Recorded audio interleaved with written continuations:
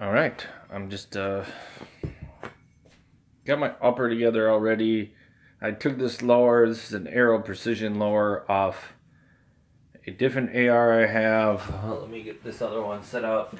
But since it has a commercial tube and this is a mil-spec stock that I wanted to put on there instead, the Mission First Tactical one.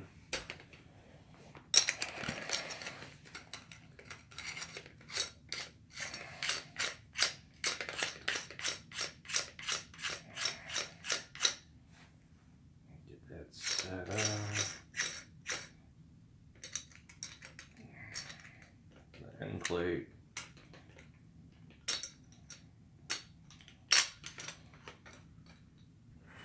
Try to get this. Let me see. Without the use of a vise, because again, I still haven't set up my bench to get a vise. Eventually. There we go. That wasn't staked, so that wasn't that bad. Get the detent down, the buffer and spring out, hold the buffer retainer.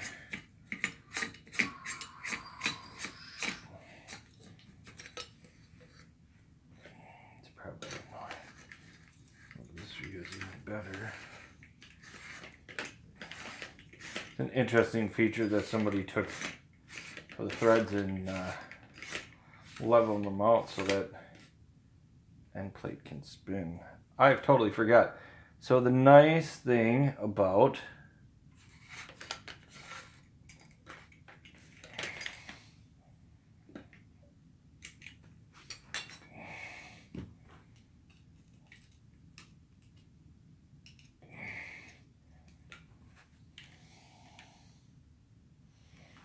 the old Arrow Precision, got a screwdriver here in my pocket. Oh, that's totally bent. Maybe that'll help.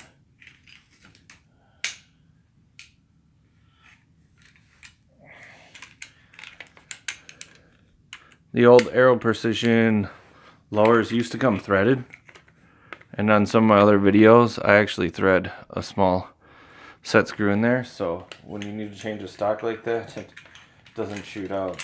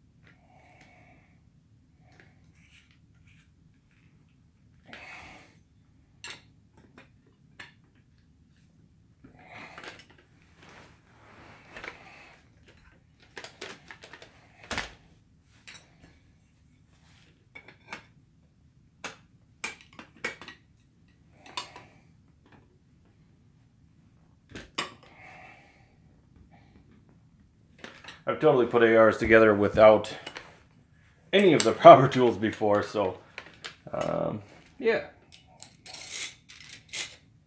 I think this is a regular buffer.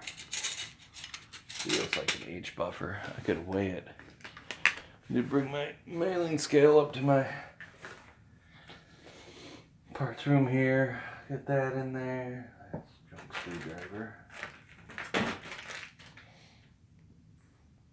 I did grab the Bushnell TRS red dot and a battery for it.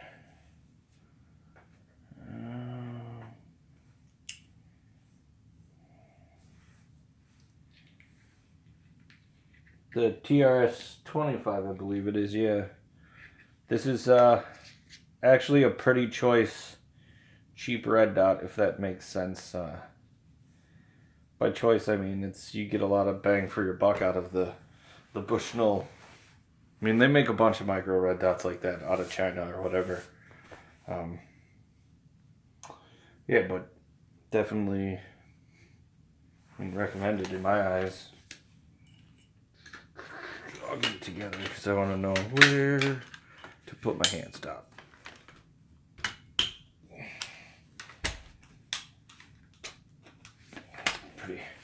Pretty kick-ass rifle. That's the whole one in view.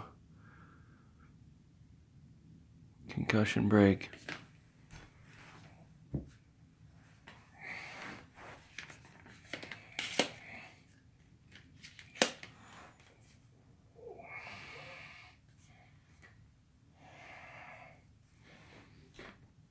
Middle space.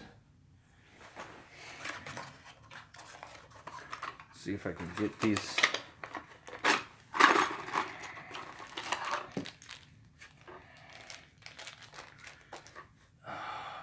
Not even have.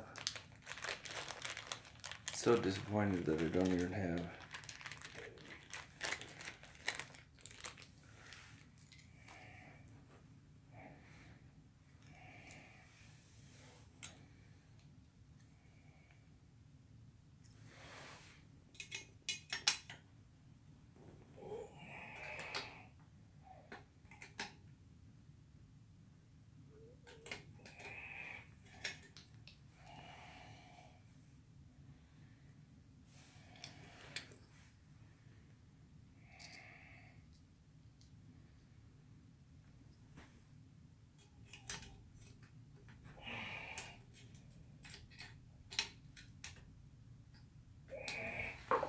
I think that's where I want it.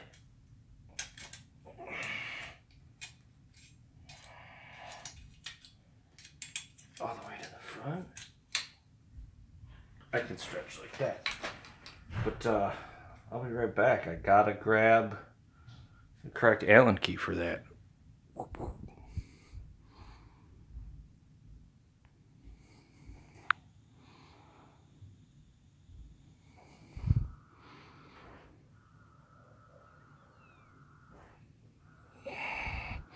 I'll just keep you streaming. Chat amongst yourselves.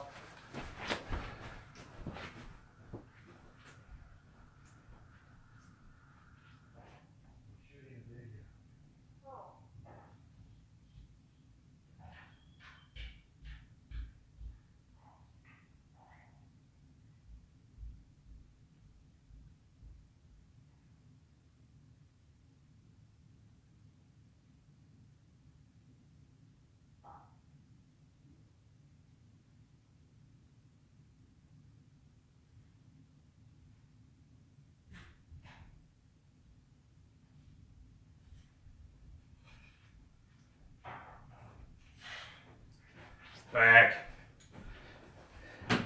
And it's interesting that we've seen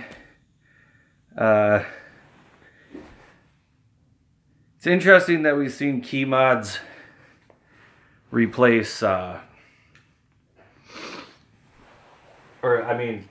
M-Lock replaced the key mod. It makes sense to me. I think it's much better myself. The other hand stop in here.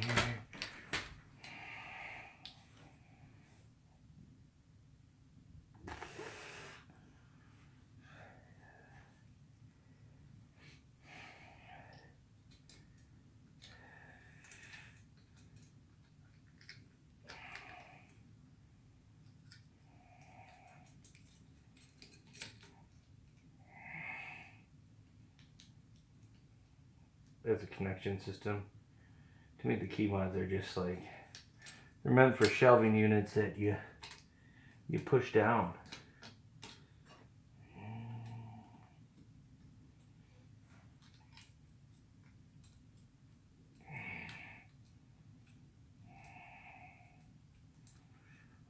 Badass hand stop. I got this hand stop. I don't remember. I think I got it from Atomic Tactical.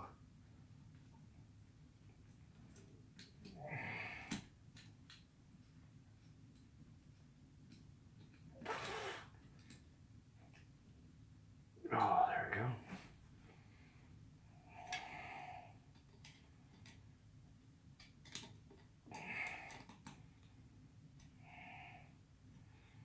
call this my parts build gun, but I really just kind of gathered parts from other spots. Oh yeah, of course touch the lens of my red dot right away.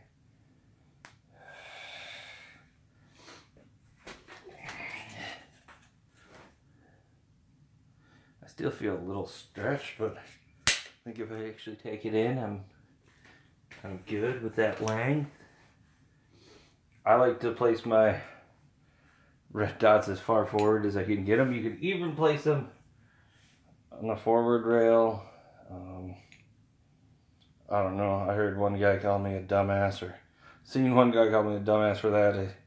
So the idea of getting farther forward is the idea that the actual size of the red dot or the casing of the red dot obstructs as little as view as possible. Red dots, of course, let you shoot with both eyes open. Oh gosh, why is it gotta be metric?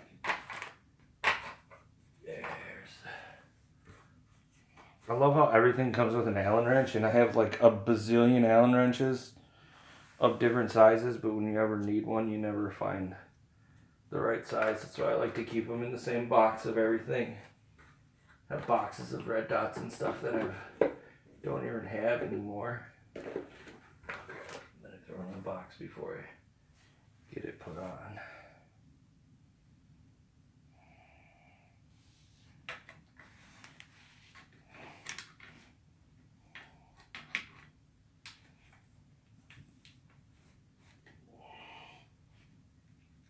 This probably could use a riser, but I think my cheek is low enough to view this red dot.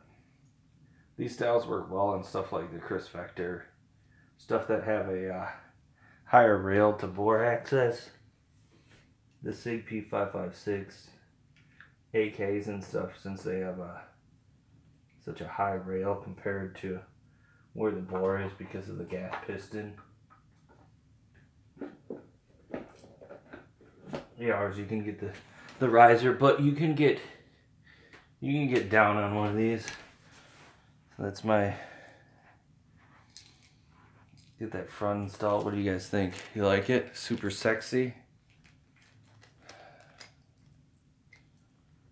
I don't know, I should probably not do a video on the Florida shooting, but I probably will. I mean, it's very unfortunate, but I feel people freak out and think about the wrong things. You know, one guy was comparing stuff to Tide Pods on Facebook, and I'm just like, dude, I don't think the government should regulate Tide Pods either. I do need to get a front M-Log mount for the sling. MS4 slings don't come with a metal. That's polymer on the real deal. Just saying. Yeah, but that's that. I sure got a sweet carrying my Glock 19 today. So I'll just post a video. I'm gonna shoot and post a video of Glock 19. It's a new Mick holster I got. They make the minimal inside carry. Trey Harrison wants a shout out. What up, Trey? But yeah. Well, actually, I'll show that here, and I'll shoot another video on it. The Mick holster. These guys make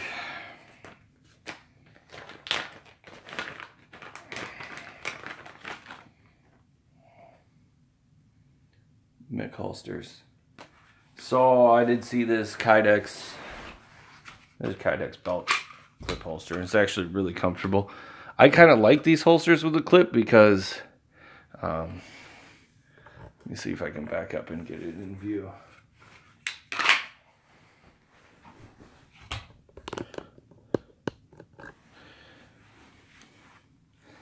See my fatness? Because like, a lot of people like to carry appendix. I don't find it super comfortable. It's comfortable when you're standing up. And and walking around and stuff, like shopping in a store. But if you got to get back in your car and drive, so a lot of times I'll switch it. I carry just at my hip or a little bit slightly back, but I like the ability to just, you know, pull the clip and move it, you know, because while I get out of my car, nobody's really paying attention. When I got the car door open, I'll slip it, you know, to the side or behind me, or have just a point of adjustment. And these are nice because if you have ones with the Kydex loops, they index on your belt loops, and they, I mean, you do get some slight movement, but you don't get, like, I can move this to the back to the front, you know, from the back to appendix, put it there, walk in somewhere, perfect. This is the MIG holster for Glock 19, 23, 26, and 27. Not for 17, but pretty nice. The edges are pretty nice.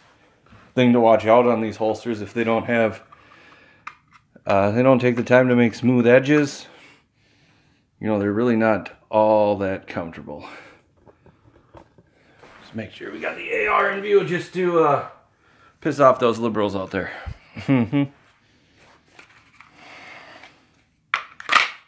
Like I said, it's kind of an unfortunate thing, but I just wish people would be realistic about what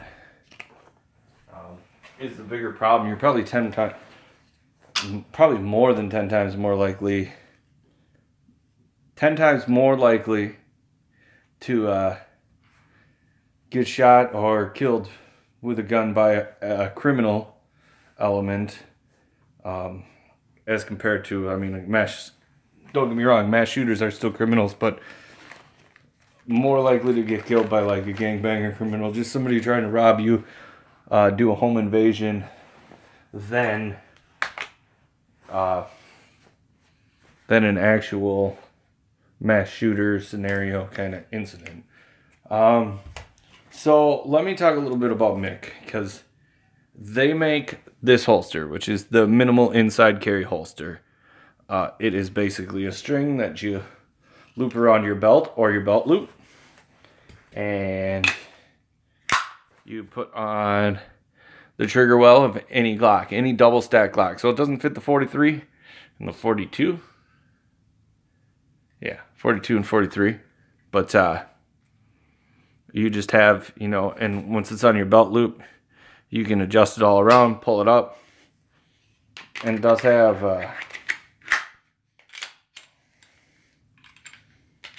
good retention. I mean,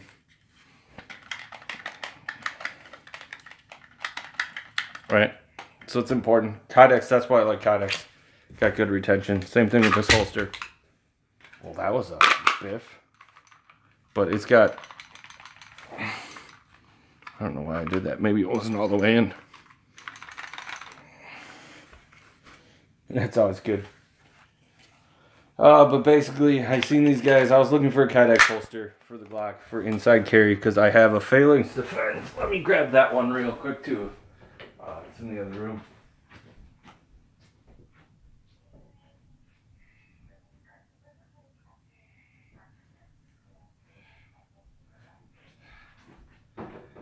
And I saw they're all Kydex.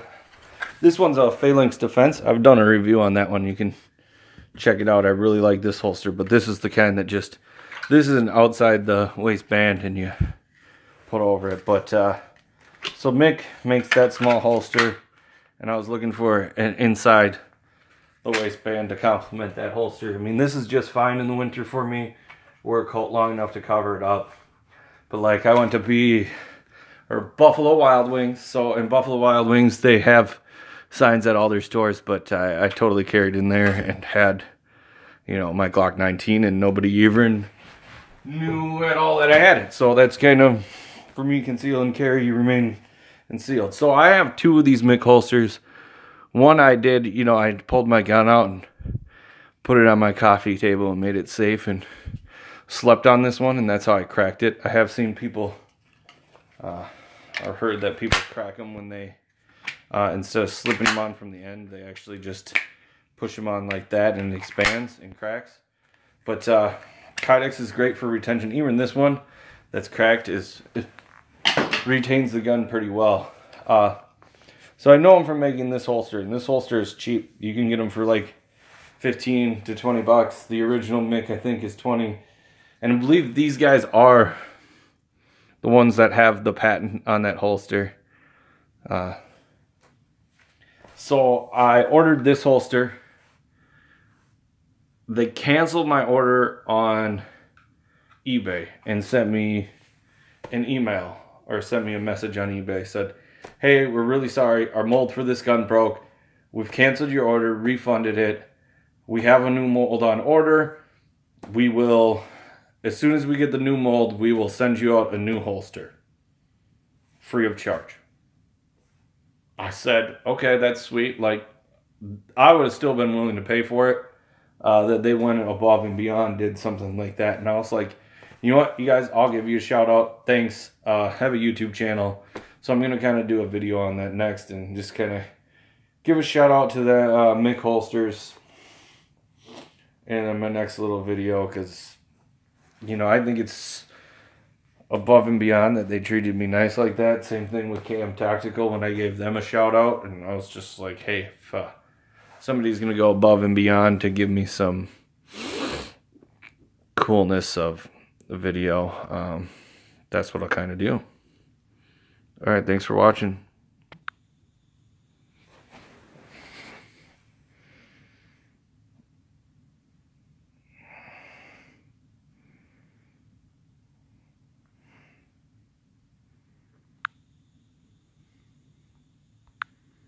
Just a bunch of filters.